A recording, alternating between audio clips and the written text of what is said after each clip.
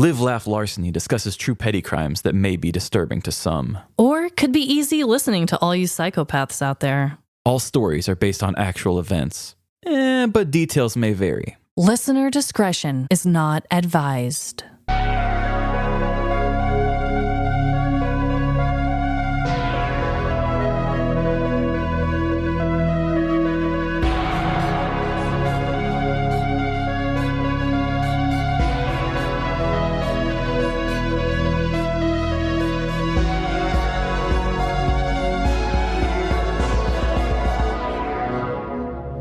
Live, Laugh. Larceny. Welcome to Live, Laugh, Larceny, the official podcast for Christines with a K. Oh my God, yes. This is Trevin. And I am Amanda Christine Whittaker Rose. Okay, and yes, Trevin, thank you for bringing this up at the top of this episode. I actually did want to address this, so thank you, because, wow, so important. Do you want to kind of tell it from your lens? Sure. This intro line is going to be good for maybe like 4 listeners, but on our newish Facebook group, everybody was bonding over the fact that they are all Christines spelt with a K, all spelt the same way. Oh my God, it was a magical thing to watch unfold on that Facebook group. It warmed my heart. Wasn't the post originally saying that you said GIF wrong? Is it that I believe post? that was the same one. It started on everybody hating on me. Yeah, which that's fine. We have both assaulted people's ears in different ways. Even though I was right. But the comments under there was a gal in the group, Christine with a K, and she commented, and then another Christine with a K was like, hey, just hopped on here to say that I like your name. And then later, another Christine with a K was brought in. They're like, found another one. And then they tagged you and reminded you of your middle name. They tagged me and they were like, what? Amanda Christine with a K? I commented on there and I was like, Christines with Ks unite. Yes. I have to share a very quick personal story. When I first met Jordan, my little hubby of mine, when I first met him, he was just a little skater boy, and I introduced myself as Amanda. Well, my last name wasn't Rose then, but I was like, my name's Amanda Christine Whittaker Hatfield. And I always said Whittaker, like Whittaker. I just always used to say that because I wanted it to be known. It was with a K and not a CH. Anyway, for a long time, he thought like I had 2 middle names. He thought it was Amanda Christine Whittaker, and then Hatfield at the time. So that's just a funny little tidbit. And when he proposed to me, he even said, Amanda Christine Whittaker, will you? And like, I'm telling you guys, it's like a whole inside joke. So Christines with K's unite. I just can't say it enough. I'm glad that we've given a safe place for Christines with Ks to gather. Same. So, Trevin. Yes. What is your dreadful dilemma this week? I have a dreadful dilemma, which I wanted to bring this up in a way, but it actually kind of had a twist. Oh. So I like to have nice shoes. Yeah. Emily calls them my statement shoes sometimes. I don't know. I just like retro looking shoes that have a little bit of an 80s or 90s flair.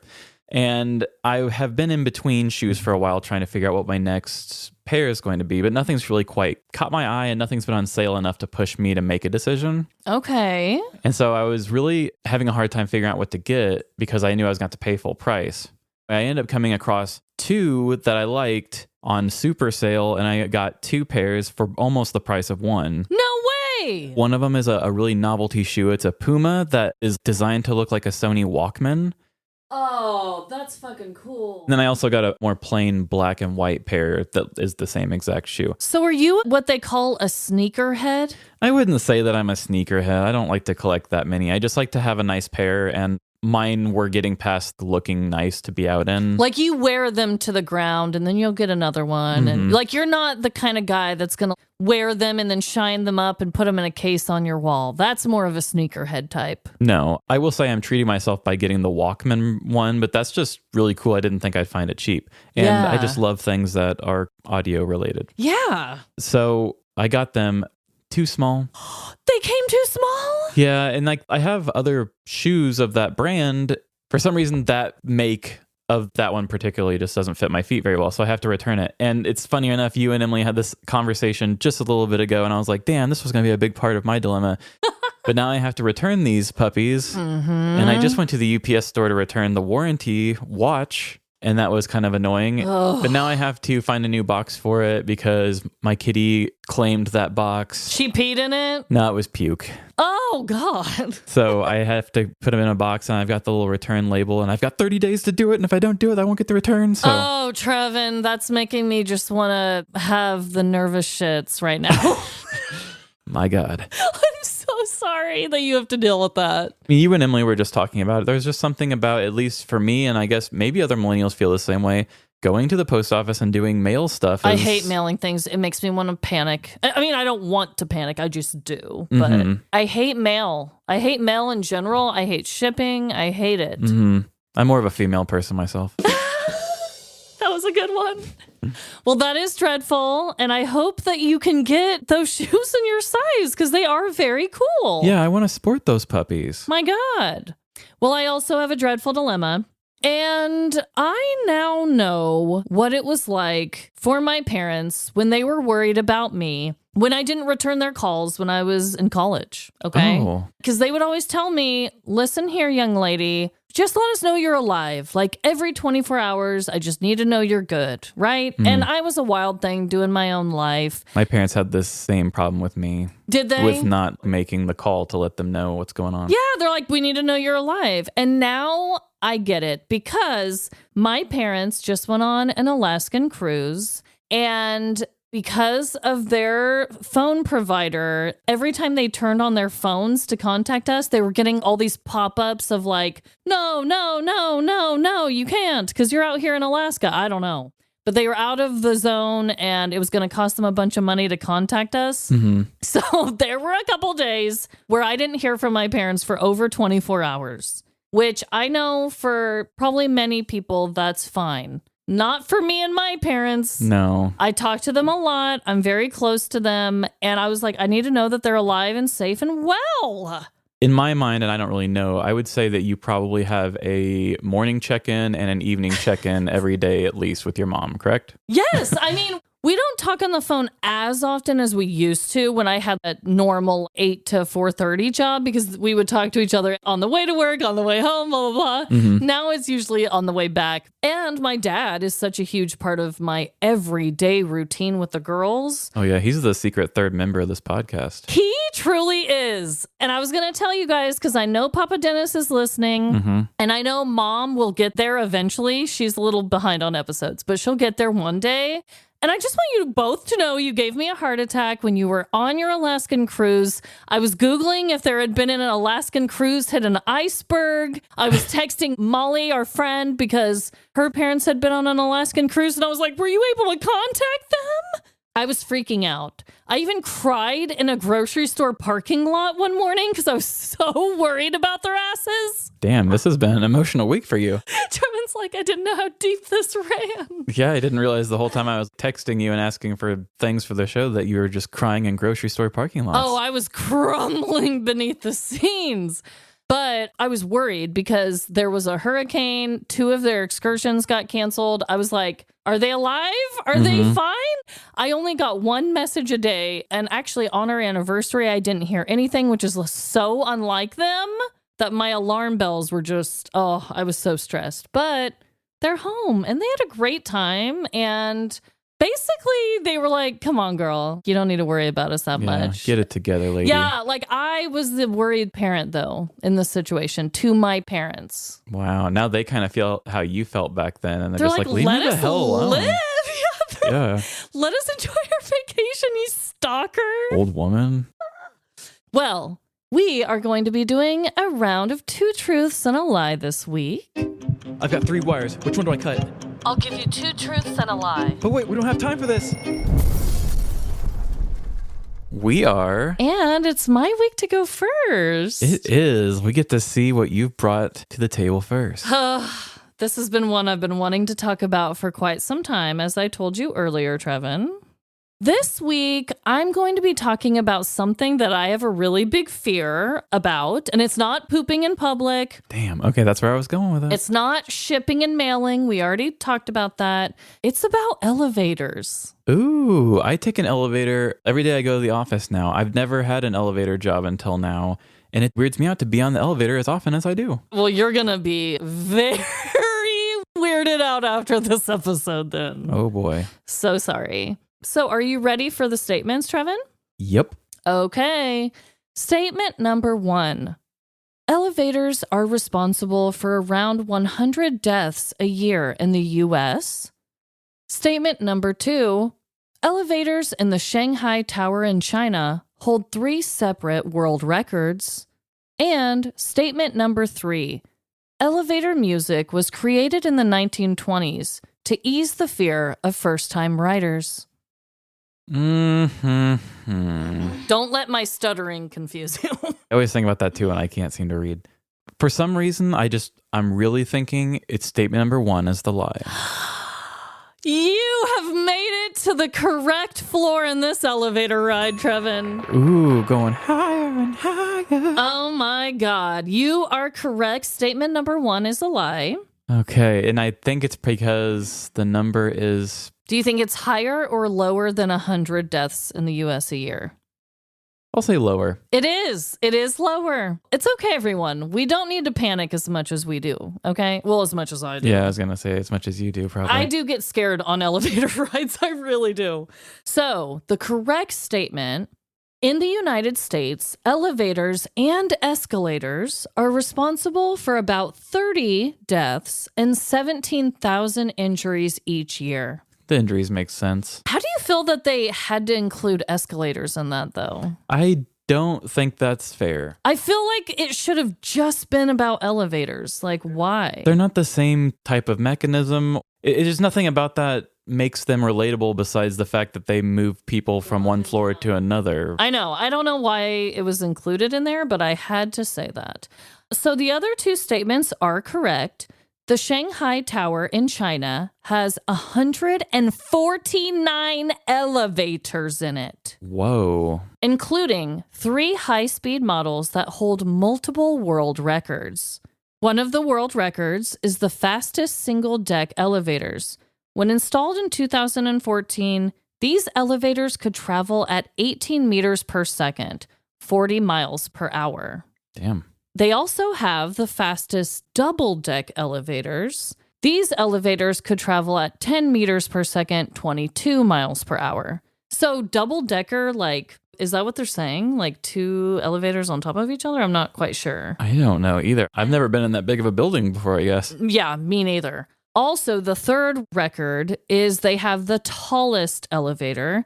The next way elevator in the Shanghai Tower is 578.5 meters, 1,898 feet, 1 inch high, and travels 124 of the tower's 127 stories. Yikes. I just feel like this building is nothing but tubes and elevators going up and down. Like, is there any room for floors here?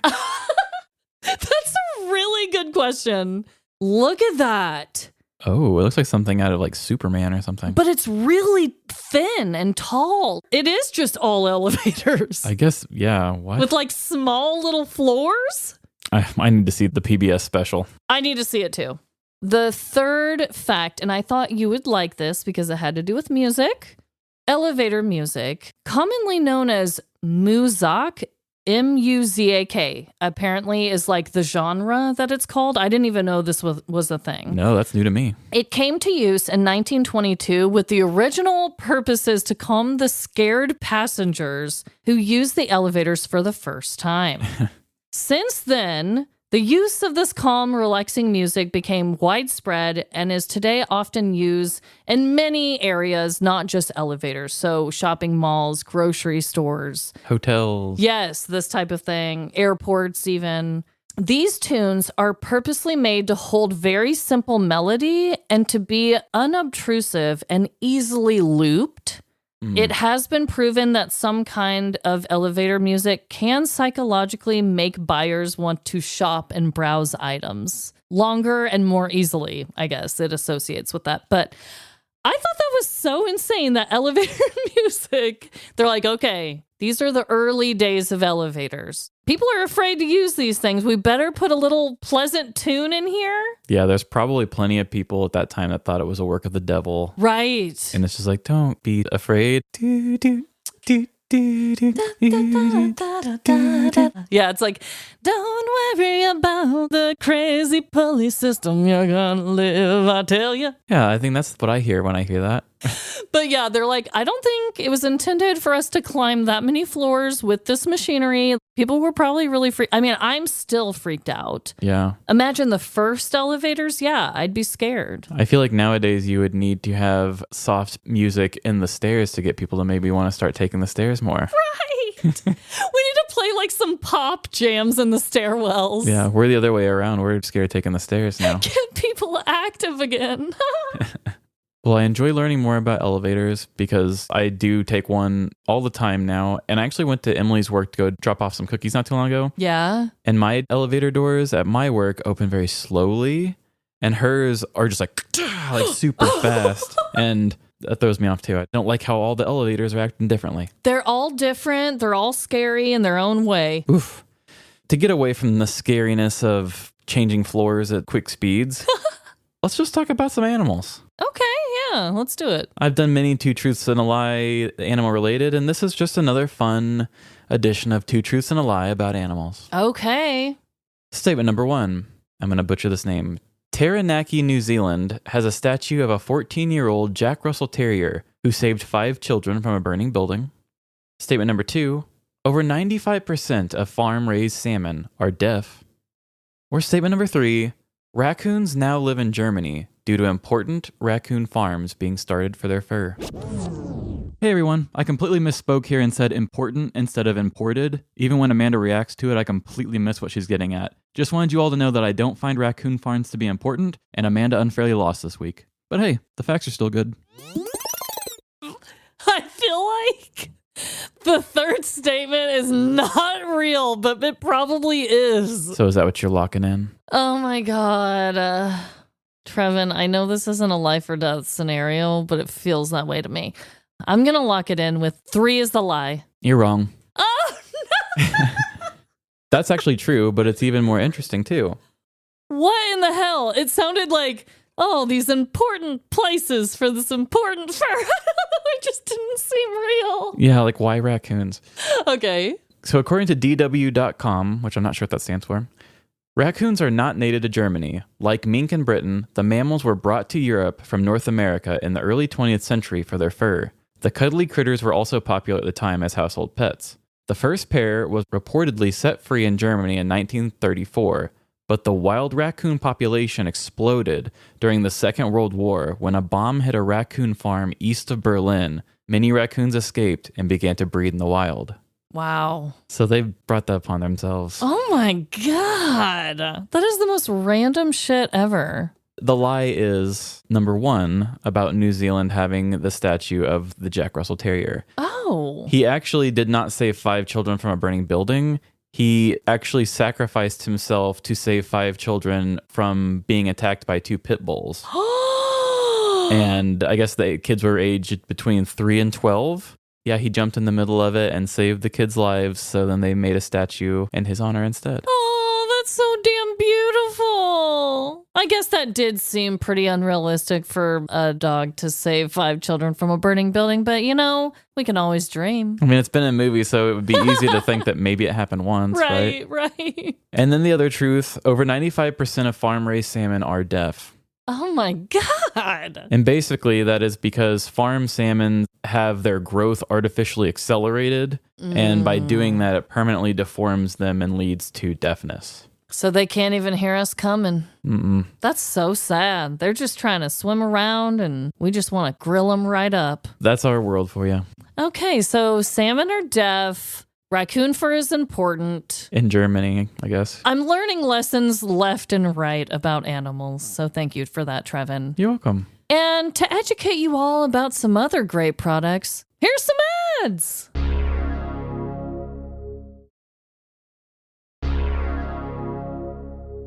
And how about those ads? I already emptied one credit card over that break, and I'll do another on the next. Okay, Mr. Moneybags. Well, it's time for story time, and it is my week to go first. This is a story from the news, and really, there's not a whole lot I want to say other than I am just very excited for this goofy-ass story. Oh, man. It's going to be a memorable episode. You think? I think so. Yeah, I've got a feeling as well. So, here we go. A lot of awkward shit can go down in an elevator. These small metal boxes that transport us with a screeching pulley system have unfortunately become just another way we travel, putting us in some tight and uncomfy situations. Perhaps you've had to travel to the top floor of a tall building only to be trapped with an ex. Hey. Or someone with extremely potent farts. Even worse, you may have been trapped on a lift with a stranger who wouldn't stop talking to you. How about that weather today? I mean, boy, oh boy, I haven't seen a sunrise like that since I was 6. There is no escape hatch or rescue slide to get out of an elevator. You either finish your ride to completion, get trapped and rescued from the fire department, We're here to help. or the pulley system fails and you plummet to your doom.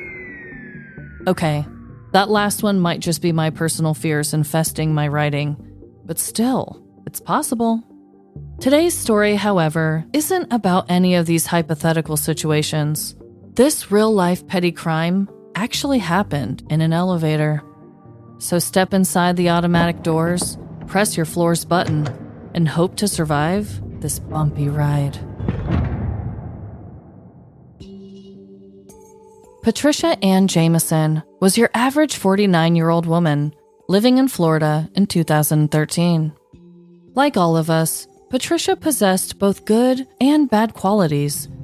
She had lips as pink as rose petals and a smile that inspired kindness.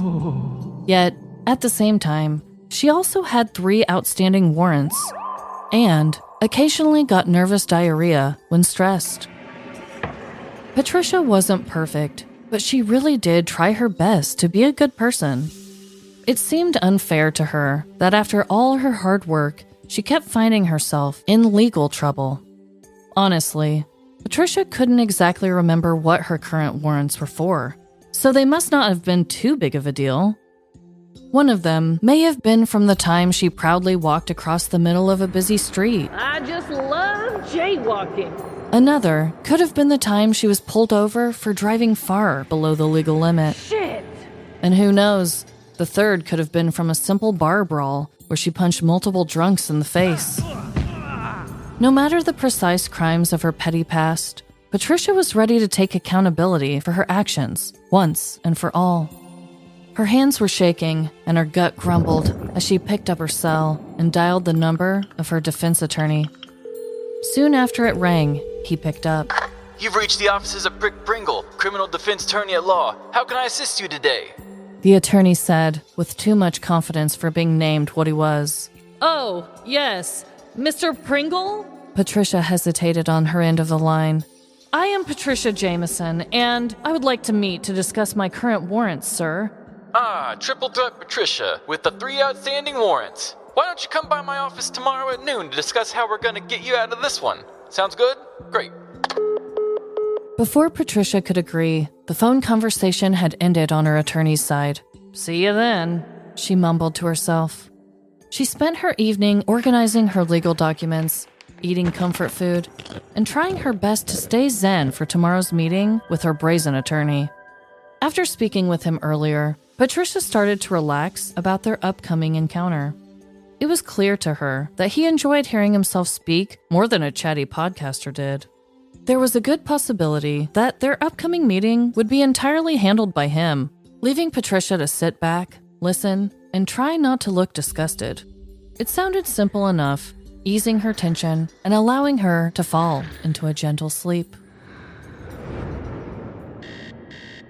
Patricia had slept much longer than she intended, waking up the next day in a panic. Ugh! My meeting is in 45 minutes, she shouted as she put on her nice pants. She tumbled throughout her house, managing to brush her hair and teeth at the same time. She slipped into her shoes before grabbing her car keys and hitting the road. Whew, 30 minutes to spare, Patricia exclaimed into her rearview mirror. just in time to grab a quick breakfast. Her gut grumbled in hunger as she approached a fast food place with breakfast items and pulled into the drive-thru. Welcome to the nondescript, generic fast food place with breakfast items. What can I get for you today? Hi, can I please get a basic coffee and a featureless breakfast patty? Thanks. Patricia guzzled down her coffee, waking her up immediately. She finished the last crumbs of her breakfast patty as she pulled into the courthouse parking lot. Taking a peek at herself in the car mirror, she wiped away fast food residue and took a deep breath. You've got this. There's nothing to be nervous about, she reassured herself out loud. Patricia walked down the street, leading toward the towering building ahead. Although the road was lined with friendly-looking palm trees that waved as she passed, the courthouse was a frightening end to the road. Standing high above the trees and cut from a dark gray stone, the entrance meant business. As Patricia walked closer, she noticed the large and reflective glass on the building as well. She looked at her reflection and gulped, realizing that a petty criminal stood before her. Stepping into the massive courthouse lobby, Patricia awkwardly approached a help desk attendant. Hi, I'm looking for Mr. Prick? Ha! I'm sorry, Mr. Prickpingle? Yes, his office will be just that way and up to the first floor. You may take the stairs or the elevator. The informative helper said as he physically pointed her in the right direction. Thanks, Patricia replied sheepishly. Just as she spun around from the help desk, something else started to turn. Patricia's stomach felt like it was swaying and contracting, determined to get everything inside of her out. Oh no, Patricia thought. not the nervous shits! Her eyes darted around, looking for a way out of the clean and crowded lobby. That's when she spotted the open and empty elevator. She shuffled toward the metal fortress, clenching her teeth and her butthole. Once inside, she repeatedly and quickly pressed the closed door button before undoing her pant buttons. Just as someone started to approach the closing elevator door, Did you hold that for me? Patricia backed up into a corner and prayed like her life depended on it. Please, oh please. Like a miracle, the elevator door finished shutting, allowing Pat to finish pulling down her trousers. She squatted down into the cold corner, knowing she didn't have much time. Regardless of what you call the act, ripping a deuce, dropping anchor, or making fudge, Patricia took a big old dump in that quick elevator ride to the first floor. She collected herself before the elevator door wafted open, allowing Pat and her stench out of the box. Without another stop, she quickly walked to her attorney's office, leaving behind a stink bomb for someone else to defuse.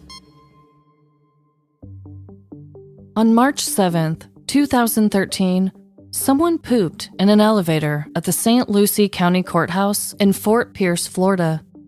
According to the St. Lucie County Sheriff, human fecal matter was found in the corner of the left public elevator by the buttons. After the feces were discovered, staff turned to their security footage to find the turd that left it behind. The tapes ultimately led to 49-year-old Patricia Ann Jameson being the last passenger on the elevator before the crappy incident.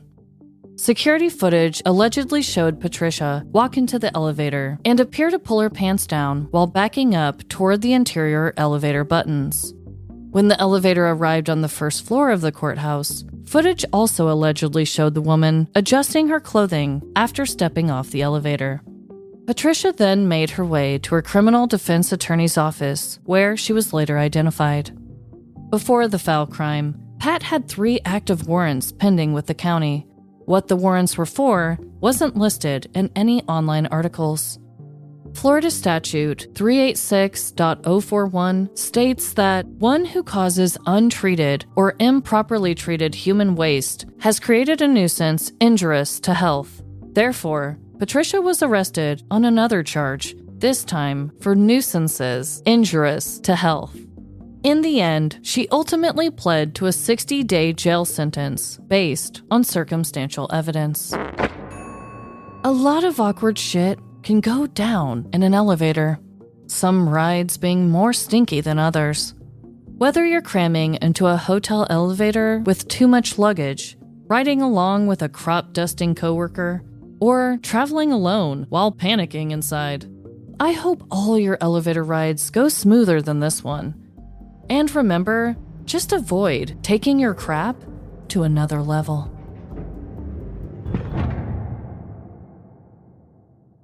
Okay, that's a good one. I didn't see that one coming. Like sometimes, we'll take the low-hanging fruit there, Yeah. but it didn't feel too obvious. It was nice. Shit to another level, because, the elevator to another level. Yeah, it all ties in. And can I just quickly say, I tried to make this clear. There were very limited articles, okay? Mhm. I had no idea what her warrants were. I made that part clear, but I don't know if the pooping was intentional. I don't know if it was an accident. I don't know why. Or if it was how. nervous, like you said. Right. I have no quotes from the woman. That's why I kind of wrote it in a way that it could have just been an accidental nervous poo. If I'm understanding how you said it there at the end, she was still at the building when they were able to trace it to her? Yes. She actually did go straight to her appointment. Straight to her appointment. And you guys, I can't imagine that. it was only a first floor ride. She didn't have like 27 floors to take, okay? She squatted down, took a quick dump on just a one-level trip. And then she just went right about her merry way, didn't stop, didn't do anything, just walked right to her attorney's office for the appointment. She signed in on the electric sign-in, and that's how they identified her and found her. So she And- obviously probably didn't wipe. No! There's no way she wiped. She dropped the shit as quickly as I can sneeze real quick. She's like, okay, I'm on, let's go. And then in that time, just leaves a steamer right there. I know. And immediately people saw the poop in the corner by the buttons. Like, at least choose the corner away from the buttons. I think if you're cutting a muffin in the corner of an elevator in the time to go one floor, I feel like it would have to be a very emergency poo. That's why I wrote it like that, right? But I would also think that if you were trying to pull that maneuver on solid ground, you'd be getting backsplash on the back of your pants. Yeah. And there would be no way you aren't sitting in that meeting Just stinking to high heavens. with having some of it on the back of your legs or something and bringing a smell in with you. There's no way. I know. There is no bidet in that elevator. No. There's no TP in that elevator. There's nothing in that elevator that is good for a poop situation. Another side of me, right, is like, yes, maybe it was an emergency, but if you only had to go up one floor, That's what almost makes me wonder if it was on purpose. If I it's just like, why know. would I need to use the elevator? It was just one floor. I wasn't the shitter. I could go either way with it. And when I was writing it, I debated, like, I didn't want to do the intentional shit because what if it really was an Yeah. accident? And then with people hearing their stories lately, I wanted to give her the benefit of the doubt. Yeah. I mean, there's a chance it wasn't, but still. That's between the turd and its maker. Okay. But what would you do if you walked into a big courthouse and you had to take the elevator to the first floor and you were like, oh no, oh no, oh no, I'm about to shit my pants? What would you do? Oh my gosh. Just like, would you run back outside to your car? Would you try to find a bathroom? try to find a bathroom. I know. I get it if you're in a big building, and I described this to the best of Google Maps' ability to see this building. Mm-hmm. It really was like a big, imposing thing on a nice little street with palm trees. I don't know. I feel like I would at least try to find the bathroom. And then if it was like, oh, it's happening, then I would just run outside. If I couldn't find a bathroom, I wouldn't do it in the elevator. I don't know if any people really relate to me, but I'm not one of those people that have emergencies. Okay. Really, I just think my bowels move slowly. So I'm just like, I know when it's coming. I'm not one of those people. Okay. I would hate my life if it was me. I do have times where it's an emergency. Clearly, I've had my issues with it in the past, where I've been like, if I don't get to a bathroom right now, things are going to go south for me. That's why, in my mind, worst case scenario, if you cannot find the bathroom, I would have to just flee. I couldn't stay there. I would have dropped it in the elevator and then taken the stairs right down and out the door. Reschedule the appointment. Yeah. Or I don't know, if you have no shame and you're fine with it, then go up to the help desk and be like, I accidentally just took a shit in that elevator. I mean, that's really embarrassing to do too. Yeah. But it sounds like she didn't really have that much shame to do that. It's like when you take your kid to the skating rink and they spill their drink and you go up to the front and you're just like, can I have a paper towel? Yeah. Instead of waiting for them to find out anyway later. Exactly. It's like, do you have a paper towel for my duty? You could have gone up to the person and been like, listen, I just took a shit in the elevator and I need cleaning materials ASAP. My God. I don't know, Trevin. I think it is fair and nice of you to not make it seem purposeful, but I would love to know the real motive. I would too. Did you have a vendetta against this courthouse for giving you all those warrants? And then I got another. There's so much to it, but that's all the information I had, and that's what I did. Well, that was a great story, and I knew you were going to an elevator eventually, but it's also a real double whammy of a scary story for you because it's pooping in public and an elevator. I know. Wow. 2 of my fears in one. I faced them head on. I never would have guessed that you were going to converge both.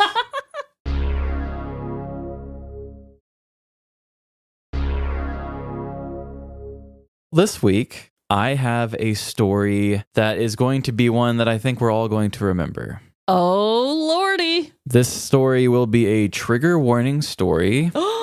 You've maybe heard me mention this story before, not the actual crime itself, but there has been times where I've said, I'm going to do it. I'm not going to do it. I don't think I can do it. Oh my God, you're doing it? I'm doing it. I was so on the fence at one point, I almost made it just one that we talked about and didn't actually do a story of it. What made you change your mind? I found a way to tell the story in a way that I think is kind of beautiful and just connects everywhere. Okay. And there is a trigger warning for everybody who's listening.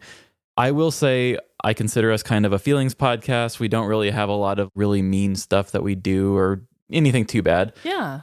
This will have to do with a violent scene, but I will say it's not like hurting an unsuspected person or something like that. Interesting. But there will be a violent scene explained, and it is a crime that has violence in it, but I can't really do too much more without spoiling anything. So okay. I will say that we have stories that have a lot of nudity in them sometimes. Yeah. And because I know that I'm allowed to do this, I might do some more gross sound effects on this one as well, just because this is my chance to do my rated R story. I'm going to do it. And I don't think we've even mentioned this because we've been recording ahead, obviously, a little bit, but this is spooky month. Yeah, it's spooky month. So this is your rated R petty crime story for the spooky month of October. I'll allow it. Thank you. I think this is a story that has to be told, and it has been living with me for a long time, and I want to share it so bad, so I'm going to. Okay. And you've all been warned. You can turn back now if you want.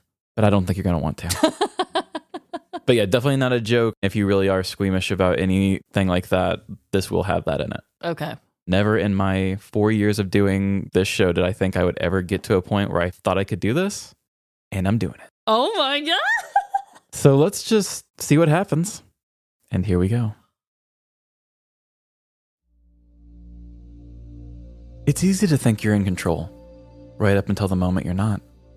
Even when we change locations, we carry our comfort zones with us, clinging to the familiar like a child to a filthy stuffed animal. We tell ourselves we're taking bold steps, like going on a solo trip, only to lock ourselves away in a hotel room, eating every meal behind a double-locked door. Now, where were we? We attend big conventions, promising we'll meet our favorite celebrity, only to settle for a distant glimpse. Maybe next time. Even when the world nudges us towards discomfort, we hesitate at the edge, trembling at the unknown. There's no doubt we'll emerge stronger, more experienced.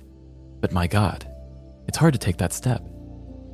Then there are the times when the world doesn't give you a choice. It pushes you straight out of your comfort zone and into something bigger than you ever imagined. That's when the questions start creeping in, doubt gnawing at your confidence, like a cat tricking you into rubbing its belly.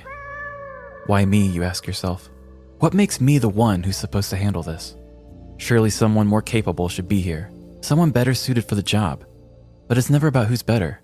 It's about you being the one standing in the moment, ready or not. The world doesn't care if you're prepared. It only cares that you're there. Whether it's tackling a project bigger than anything you've ever done, guessing on a tax question that will undoubtedly get you thrown in jail, or needing to ask a stranger for help, The world throws these situations at us daily. It's up to you to decide how much responsibility you avoid. Today, as a writer, I'm going in over my head on the subject of being in over your head. A petty crime of almost unpetty proportions has presented itself to me. And while I may not be the first choice to cover it, I'm the one who must answer the call. But I won't be doing it alone. I'll be taking on this investigation with a fan-favorite character from nearly 100 episodes ago. So if you're squeamish, consider this final paragraph the edge of discomfort for you. Because once this story starts, there's no going back.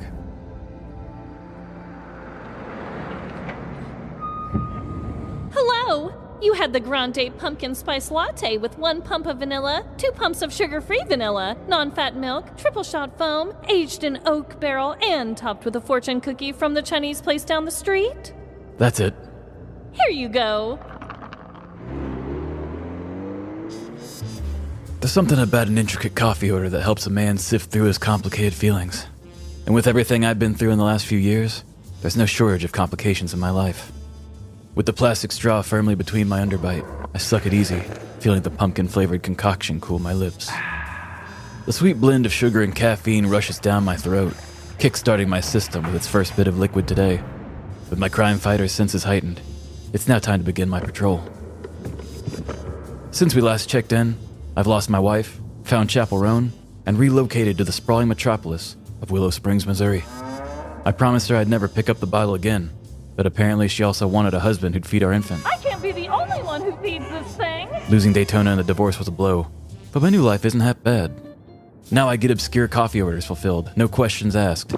I don't have a woman policing my sugar intake, and the Midwestern meth crimes are a lot tamer than the Floridas. I'm high and naked. My days of chasing pizza sauce trails to stolen guns are long behind me, and while that might seem less exciting, there's a lot fewer calls to cherry pick when I don't feel like working. I turn down the main street of my small Ozarks town, my eyes tracing the staggered rooftops of old brick buildings. In front of one of them stands Broomhilda Diane, proudly presenting her melons to attract customers. They're nice and firm.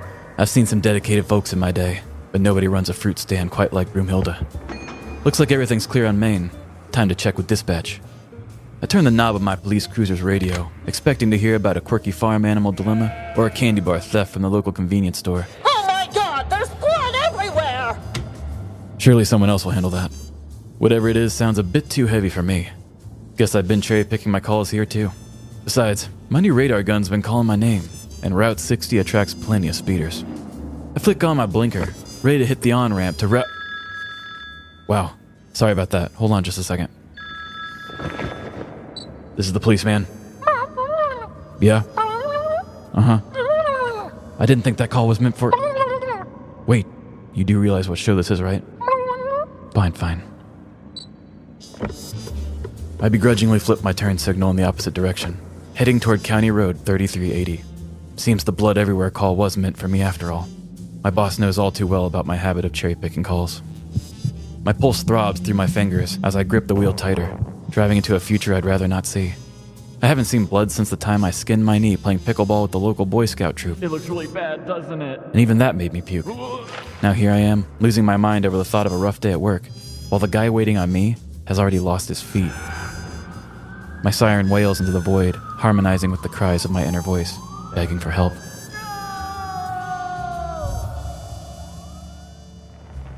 My Crown Vic's tires crunch over the gravel drive as I put it in park. I didn't know the address, but I'd recognize that beat-up farm truck anywhere. This was Old Man Corman's place, a known paraplegic with a knack for having an attitude.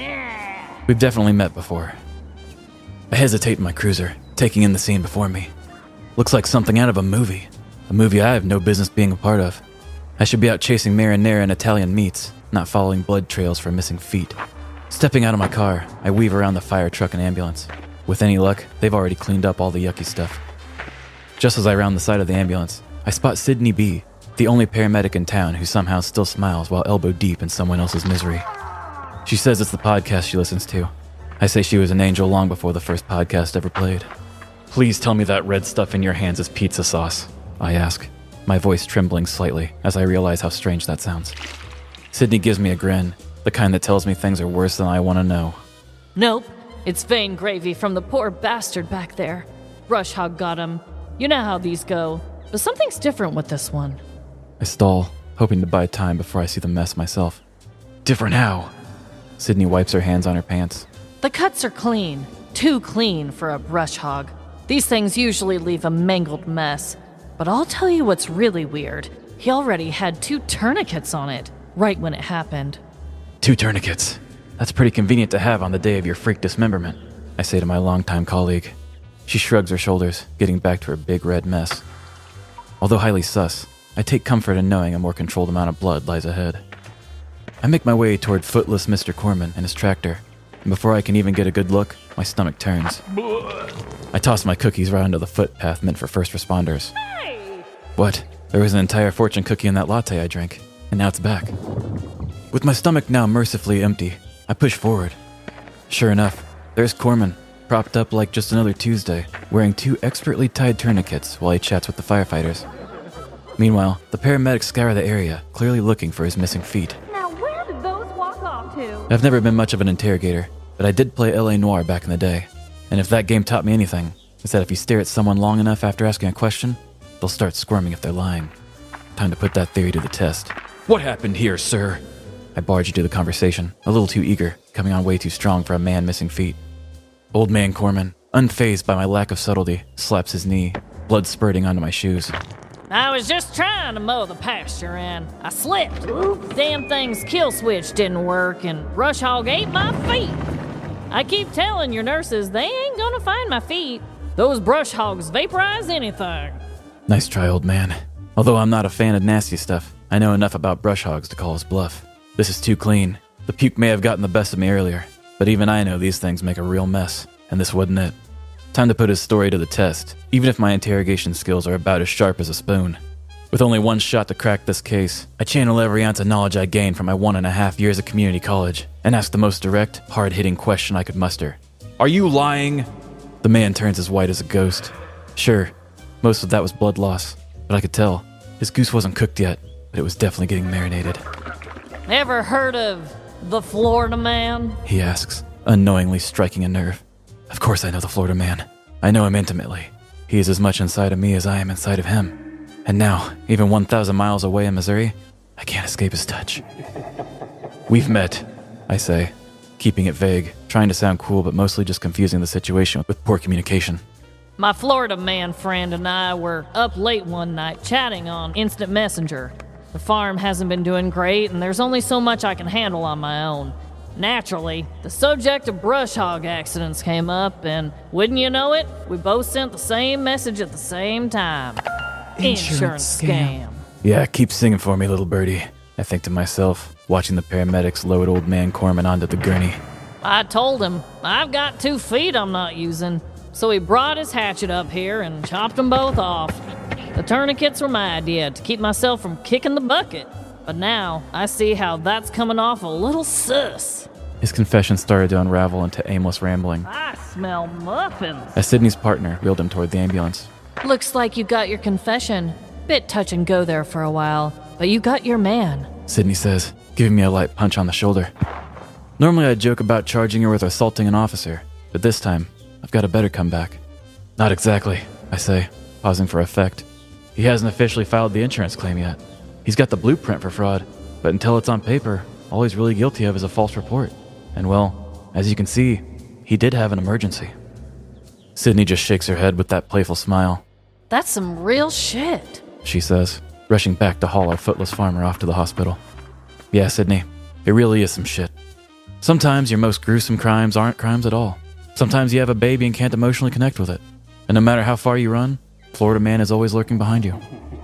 My last misadventure ended under the neon lights of a hip-hop concert. This time it ends on a much more somber note. I may not be shaking my ass to the beats of Megan Thee Stallion, but I find solace in the law's uncertainties, knowing that my new home of Willow Springs is just an hour-and-a-half drive from Chapel Roan's hometown of Willard, Missouri. But one question still remains. Where the hell are Mr. Corman's feet?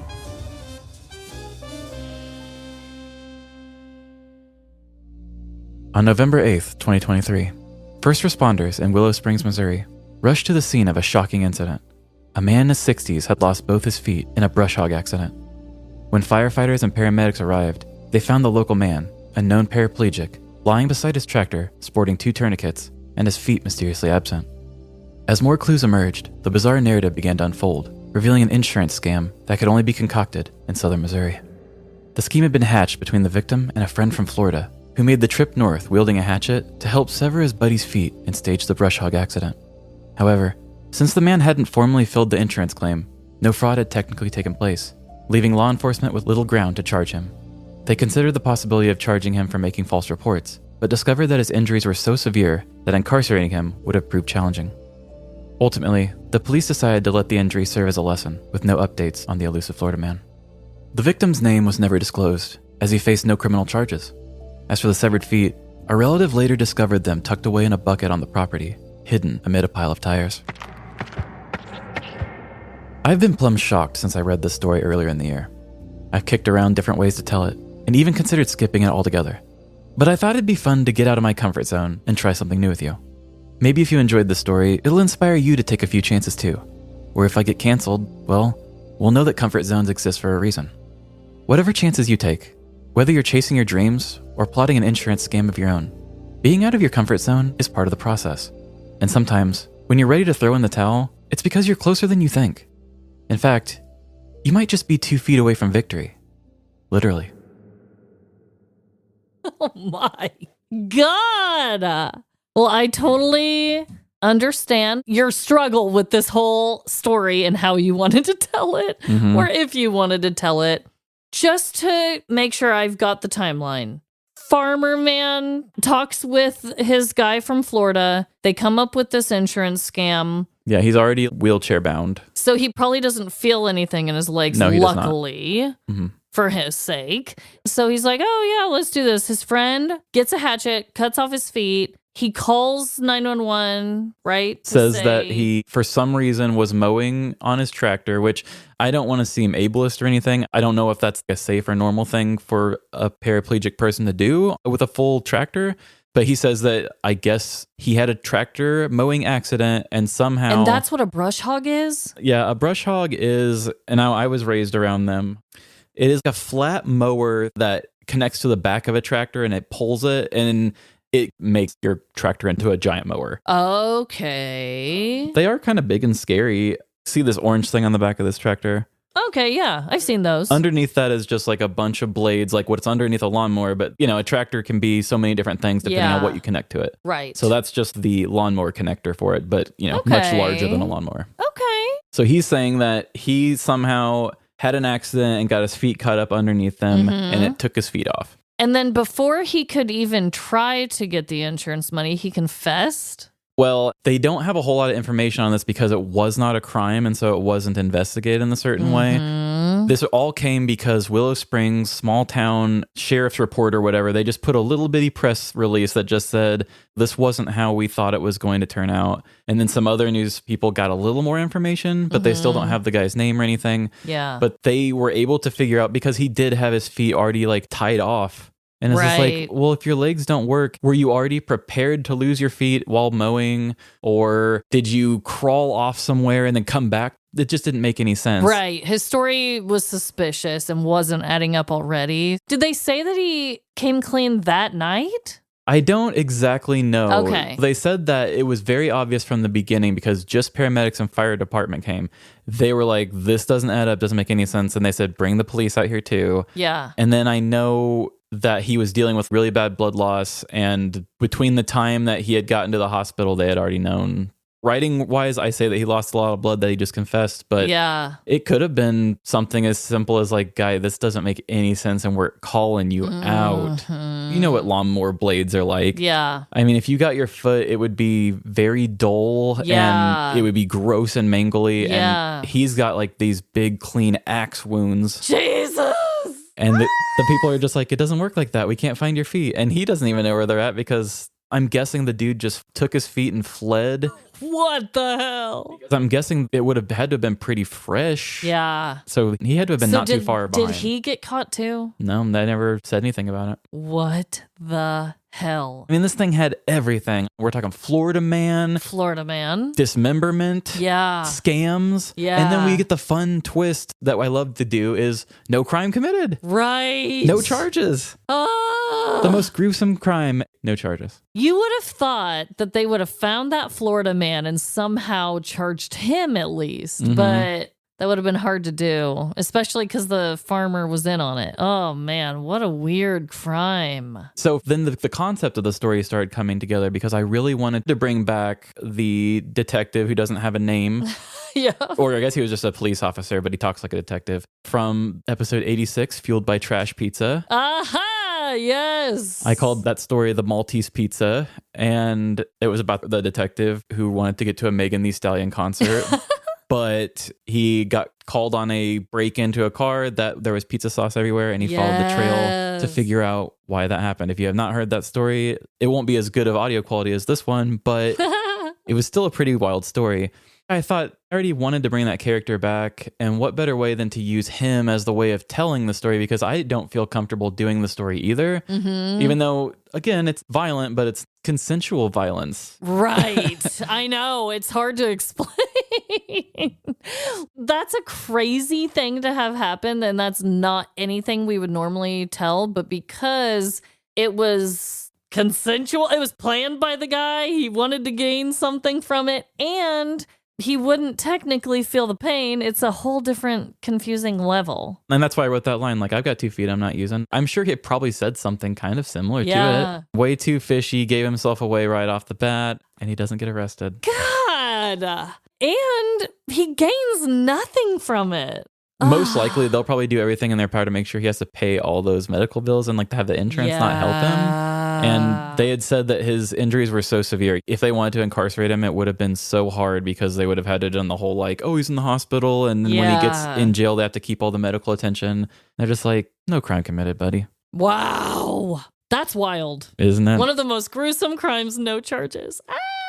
But I love that character. I love telling another noir style story. He was a good comedic relief. Yes. For this kind of story. Damn. And in our home state of all places. I know. That is nuts. Well, connections. We both had each other play fast food workers. And I think that is very good because there was no reason for me to have done it. And I didn't really no way even have for a you, reason because my gal didn't even say I had some bad fast food beforehand or anything. I just wanted to put it in there. Yeah, both of our people got upset tummies from the fast food too. Right. Mine was a weird coffee order. Yours was a generic, what was it, featureless patty or whatever? And a coffee. I love They the both wording of ordered featureless coffee. patty. Yeah, my person just ordered a plain coffee, and yours was a very elaborate coffee. Mm-hmm. And also, mine took shit to another level. Yours took shit to another level as far as gruesomeness. That's true. I don't know if I'll ever get to that level again. That was a once in 177 episodes. Maybe in the next 177. Yeah, maybe. I could see it being possible. Wow. What an episode. What an episode. I hope everyone is having the best week. Halloween is approaching. We're getting there soon, people. And you and I were both drinking pumpkin drinks today. I know. So don't be surprised if I don't play pumpkin everything at the end of this again, because I don't care if I do it once a year. I love it. Honestly, I think we do need that song because when I was pulling up into the drive-thru the other day with Jordan, I was singing it. I was like, pumpkin everything, pumpkin, pumpkin everything. It's such a bop for this time of year. Mm-hmm. I hope you guys are just having the best week. And remember, no matter the crime, big or small, in the end, we're all doomed. Doomed to shit in an elevator. Bye. See ya. If you're ready to take your shit to the next level, come on over to Patreon. We got bonus episodes, ad-free episodes, movie nights, and more. Come on over. And don't be antisocial like Amanda's parents. Reach out. Find us on social media, Facebook, Instagram, TikTok, or Threads. Live, laugh, Larceny. And where's the weirdest places you've ever pooped? Send them our way. livelaughlarceny@gmail.com. And give our show the same rating I would give all the pumpkin everything I'm enjoying this season. 5 stars. Give your reviews on Apple, Spotify, Good Pods, anywhere else you give good words.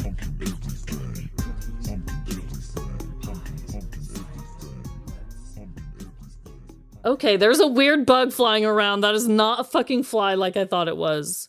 I saw you swinging something off. But... Oh my god, I don't know where it went, but it's weird as hell. Okay. was a fucking mosquito.